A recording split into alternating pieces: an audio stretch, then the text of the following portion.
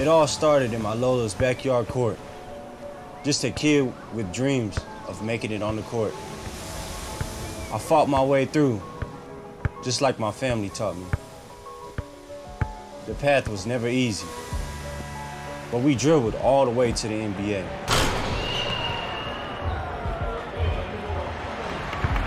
I'm not just living my dream, I'm carrying theirs too.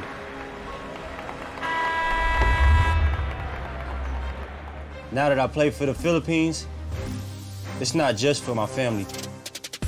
It's for every Filipino with grit, heart, and the determination to succeed. I carry the 3 stars and a sun with pride.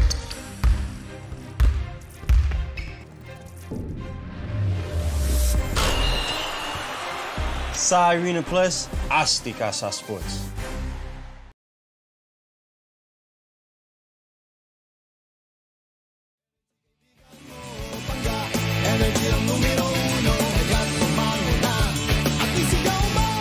Same, pero iba. Energy. Cheers, miss. Chabaglita. With Tita Cora and Kapitana Sisa. Same, pero iba. We are number 106.7 Energy FM Pangga. Huwag mong sabihin radyo, sabihin mo. Energy! Magandang umaga, Metro and Mega Manila. Luzon, Visayas, Mindanao, mag-ingay. Magandang habang maaga pa ay ating sinasalubong ang ating araw na puno ng tawanan. Positive vibes kumbaga. Kahit na makakalahati na natin ang araw na ito, tayo pa rin ay nananatiling positibo sa lahat ng mga bagay. At kung ano man ang pinagdadaanan natin mga pangga, siguraduhin lamang natin na pipiliin natin ngumiti. Dahil kapag hindi ka nakangiti, ang tsaka mo ti. Charis lang. Ay, naku, nakakaloka mga pangyayari sa mga sa mundo ng showbiz na ating pag-uusap-usapan sa loob ng isang oras. At sa ngalan ng aking partner na si Kapitana Sisa na ngayon ay kung saan-saan na naman nagsususuot. Natiyak naman na ating chichikahin kung ano ang kanyang mga ginawa ngayong araw. Ako po ang inyong Tita Cora at ito ang programang tumatalakay sa buhay ng may buhay. Ayan, na hindi dapat siniseryoso masyado. Kasi napakalungkot ng life para maging seryoso masyado, di ba? Ito ang baklita sa Woo Woo Woo! At syempre, bago tayo magsimula ng ating chismisan, dakuan muna natin ang chikahan sa mundo ng palakasan. Chika sa Arena!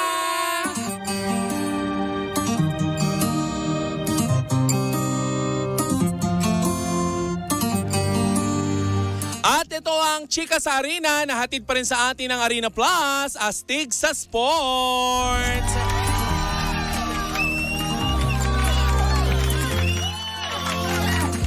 Dakuhan natin ang balita tungkol sa basketball. Nakuha ng Team Philippines ang Philippines represented ng Strong Group Athletics ang second win nila sa 43rd William Jones Cup sa Taiwan.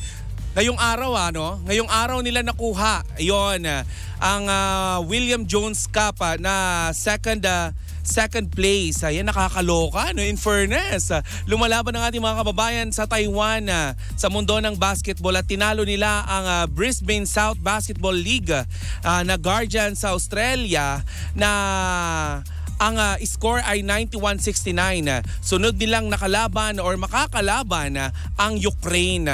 Ayan, kaya naman congratulations sa ating Team Philippines dyan sa Taiwan. Eto pa, isa pang balita sa triathlon naman. Panalo ang Team Philippines ng first place, ayan, o gold medal sa mixed team replay relay sa 2024 Asian Triathlon Youth Camp sa Kampar, Malaysia. Binubuo ang ating kupunan nina Matthew Hermosa, Kira Eli, Sam Corpus at Daishon Ramos na tinapos ang relay sa oras na 1 oras. Ayan, sa haba ng 1 oras, 27, ano ba yan? 27 minutes and 53 seconds.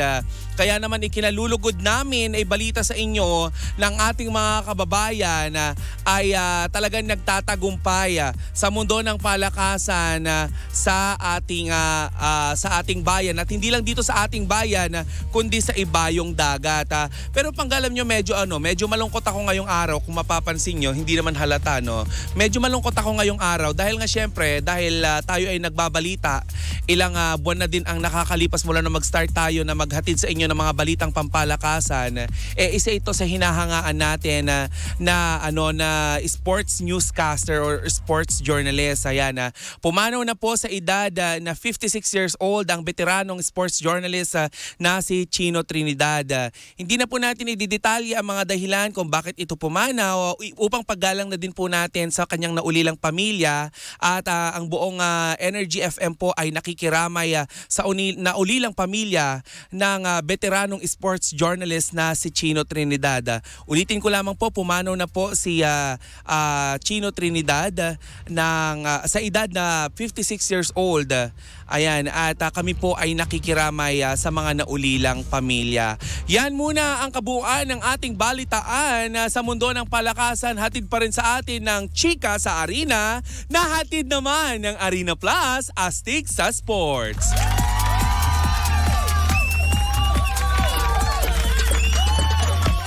Ay, naku Pangga, eto na nga ang chika natin for today's video.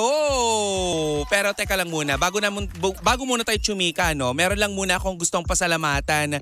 Pasalamatan ko lang muna kasi during the weekend, ay, ang ganda naman talaga ng lola mo. Ay, walang duda, parang tito. Charing. Hindi. Pasalamatan ko lamang ang mga nagpapamukha sa atin ng tita. Ayan, para no more tita na. Ay, no more tito na.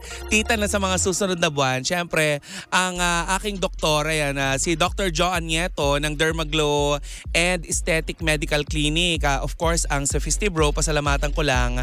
At si Sir Kevin Tolentino ng Lomery Homes para sa napakabangong environment. Nakakaloka, di ba? Pero eto lang chika ko for today's video. Di ba dito natin unang pinaputok ang balibalita na itong si Maris Racal. Ayan. At si Rico Blanco nga ay naghiwalay na di umano. Ayan, nitong nakaraang linggo lamang ay tuluyan lang ang binasag ni Maris Racal ang pananahimik sa mga umuugong na balita na sila ni Rico Blanco ay naghiwalay na nga. At etong ang weekend ay may inilabas nga na di umano ay pahayag itong si Rico Blanco or bilin sa susunod na mamahalin nitong si Maris Racal or magiging boyfriend nitong si Maris Racal in the future. Ang bilin ni Rico na sana sa susunod na makarelasyon ng dalaga or sa susunod na magiging karelasyon nitong dalaga, sabi niya, I hope he will prioritize you the way you deserve. Hanggang dito na lang tayo, but you always have a special place in my heart. Alam mo, nakakalungkot lang kasi eto na naman yung sinasabi natin na kapag naghihiwalay ang dalawang couple, so 4 silang tao. Hi! Sobrang bubo naman ang person na to. Kapag naghihiwalay ang mga showbiz couple, naghahanap lagi ang mga fans ng masisisi. At isa na sa mga sinisisi ngayon ay si Anthony Jennings na talaga namang iniligtas ni Maris. Iniwas ni Maris si Anthony Jennings kasi wala ngang kinalaman na si Anthony Jennings sa hiwalayan nila. Pag-amin itong si Maris, ayan, merong mga pagbabago na nangyari sa kanya na hindi na niya nadala or hindi niya na nabit-bit sa pagbabagong yon itong si Rico Blanco. Kaya naman, yun ang naging dahilan ng kanilang paghiwalay. Pero eto ka nga, nakakaloka naman. During the weekend, ay nasagap din natin ang mga bali-balita na di umano ito'y walang kumpirmasyon. Di umano, ito daw si Maris Racal, ayan, ay inalok ng kasal or nag-propose daw itong si Rico Blanco kay Maris Racal. upang nang sa ganun ay pakasalan siya. Ngunit, subalit, datapwat. Inanggihan daw ito ni Maris Racal. Chinugi niya daw ang offer. Kinatsyog inelbow niya daw. Kinatsyog inelbow. Lakas makaukanya, lakas makapera, mami. Diba? Tinanggihan daw nitong si Maris Racal ang offer nitong si Rico Blanco na sila ay magpakasal. Kaya naman, yun daw yung naging mitya din ng kanilang hiwalayan. Eto mga fan Diyos ko po, Diyos ko, kawawa naman. Alam mo, naaawa ako dito kay Rico. At saka kay Maris na din. Alam mo, ganito kasi yan maraming mga tao, lalo na yung mga fans nitong si Anthony Jennings at saka nitong si Maris Racal, di ba nagkaroon sila ng pair up, di ba? Noong nagkaroon sila ng pair up, nabuo yung kanilang mga fandom. Ngayon, sa hiwalay ng Maris Racal at saka nitong si Rico Blanco, marami akong nababasa mga comment na, ay, nagising din sa katotohanan itong si Maris Racal. Anong katotohanan ang gusto nyong patunayan? Yun nga ang tanong ko sa inyo. Nagising daw sa realidad itong si Maris Racal. Bakit? Ano ba yon? Fantasy lang ba yung naging relasyon nila? No, darling. Totoo yun. Diba? May mga sinasabi pa kayo na hindi sila bagay kasi mas matanda si Rico. Hoy, hindi ganun yun, B. Hindi ganun ang realidad ng buhay. Pwede mong mahalin kahit sino, mas matanda man yan sa'yo, mas bata man yan sa'yo, 3 man ang paa niyan, or kahit may sungay at buntot pa yan, mamahalin mo kasi mahal mo at walang dahilan para magmahal. Diba? Bakit nyo ba hinahanapan ng isang tao ng dahilan para mahalin ng isang tao? Hindi ito tungkol sa edad, diba? Or kahit ano pang dahilan. Dito sa part na to, ipagtatanggol ko itong batikang songwriter, singer-songwriter na si Rico Blanco kasi naaawa ako. 'Di ba? Durog na siya dahil sa pagkawala ni Maris. Huwag niya naman siyang lait-laitin or kung ano-ano pa, 'di ba? Nakakaloka kayo, 'di ba? Di kayo nakakatuwa, hindi kayo nakakatulong, 'di ba? Sa pagkuha natin ng West Philippine Sea. Charis, eme lang. Diba? Tsaka huwag kayong nakikisaw-saw sa awayan ng ng mga magaganda. Diba? Or hiwalayan ng maganda at ng isang lalaking napaka-gentleman nitong si Rico Blanco. Eto balita ko lang. Okay? Sa mundo ng showbiz, may mga nauulinigan ako, mga naririnig-rinig ko, na itong si Rico Blanco daw, talagang walang ka-ere-ere ito. Diba? At saka napaka-gentleman. Maraming mga veteranong singer, songwriter at mga artist talaga na ganyan ang ugali. At nabibilang doon si Rico Blanco. Diba? Kaya sana wag nyo nang intrigahin. Masakit yung pinagdadaanan ng tao Diba? Tapos dadagdagan nyo pa ng pangbabash nyo at kung ano-anong chismis.